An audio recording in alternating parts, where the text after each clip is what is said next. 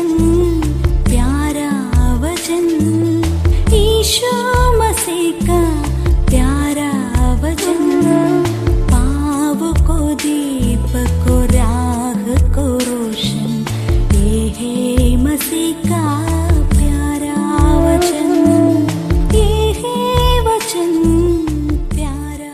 परमेश्वर के धन्य नाम की महिमा हो। प्रभात मनन के सत्र 1893 में आप सभी का बहुत ही विनम्रता के साथ स्वागत करता हूँ। आइए आज का मनन के लिए हम पढ़ते हैं इब्रानी अध्याय 6 पद 11। पर हम बहुत चाहते हैं कि तुम में से हर एक जन अंत तक पूरी आशा के लिए ऐसा ही प्रयत्न करता रहे। हम बीते दिनों में ये चर्चा कर रहे थे कि उद्धार जो हम पाए हैं हमारे कर्मों के कारण अवश्य प्रदर्शित करना है। पर यहाँ एक और बात जोड़कर बोलना चाहता हूँ कि कोई भी आत्मिक व्यवहार जो हमारे जीवन में दिखना हो, हम उससे यांत्रिक रूप में कभी भी दिखा नहीं पाएंगे, क्योंकि उद्धार प्राप्त व्यक्ति में दिखने का आत्मिक स्वभाव उस व्यक्ति में पवित्र आत्मा के कार्य से ही उत्पन्न होता है। पवित्र जीवन बिताने का स्वभाव हो या फिर मसीही भाई बहनों की सेवा करने की बात, हम कभी भी उसे यांत्रिक रूप में, अर्थात जब हमें मर्जी है उसे करें या जब हमें मर्जी नहीं हो उसे नहीं करें, ऐसे करना वास्तव में एक आत्मिक स्वभाव की पहचान नहीं है। क्योंकि पवित्र आत्मा के कार्य से एक व्यक्ति में दिखने वाले आत्मिक स्वभाव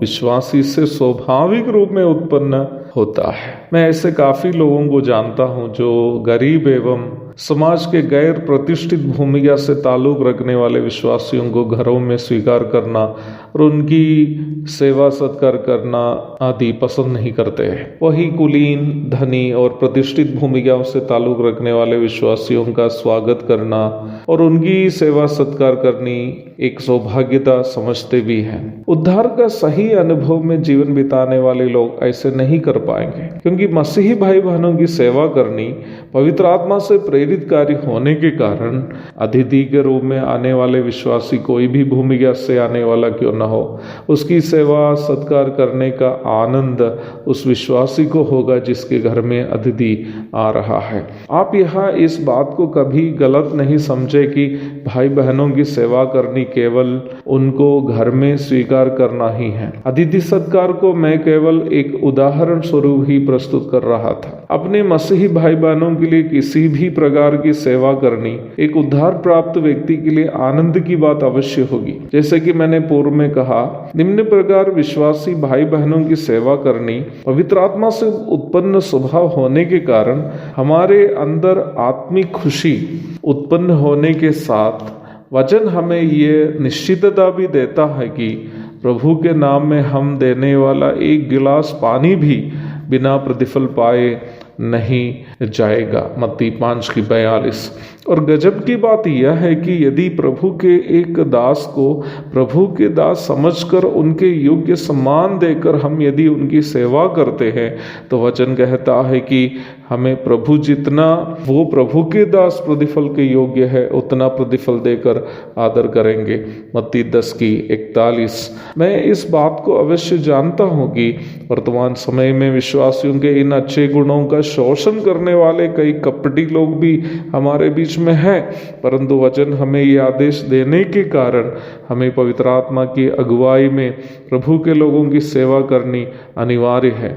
और वचन के अनुसार हमारा ये कार्य, हमारी ये सेवा करने का स्वभाव हमें यीशु मसीह में हमारी आशा की निश्चितता भी है।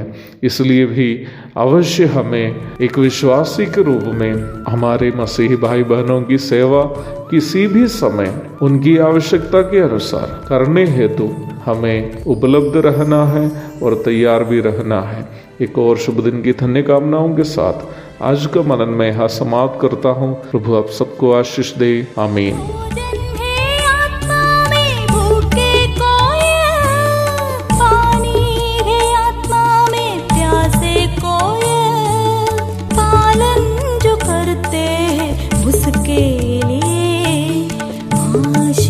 पाने का साधन है ये वचन, प्यारा वचन, यीशु मसीह